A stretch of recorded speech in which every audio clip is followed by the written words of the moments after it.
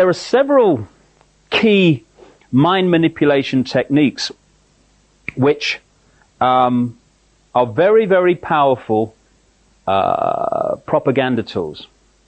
The most effective and the most powerful, and it's used on us all the time, is something I call problem, reaction, solution.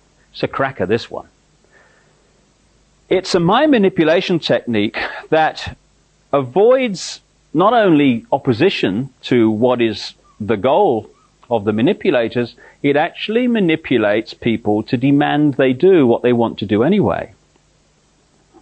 And it's happening all the time. Once you see this technique and how it works, you watch the news and read the newspapers in a completely different light because you start to see it happening. It works like this. You start by secretly creating a problem in the world and making sure someone else is blamed for it in the public arena, in the public mind. It could be a run on a currency, it could be a government collapse. At its most extreme, it could be a war. The problem's created secretly. You then use the media, which isn't difficult, to wind up public opinion in relation to your manufactured problem to the point where public opinion utters the classic words, "Something must be done, this can't go on," which is always followed by, "Give my power away, what are they going to do about it?" And at that point, those who created the problem and got someone else to be blamed for it wound up that public reaction, then openly in the public arena, in the parliaments of the world, in the newspapers and on the television, offer the solutions to the problems they have created. And in doing so, they get vast numbers of people to demand what they want to do anyway.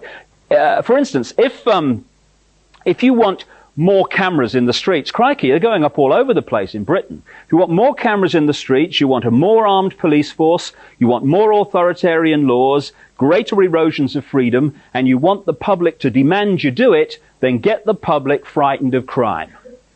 Either let society break down so there is more crime, or emphasize crime to be worse than it really is in some areas.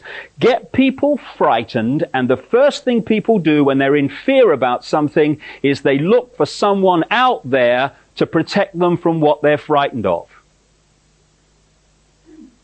So, get people frightened that they're going to be burgled, get people frightened they're going to be mugged in the street, and they'll demand you take the freedoms away. They'll demand cameras in the streets and more authoritarian laws.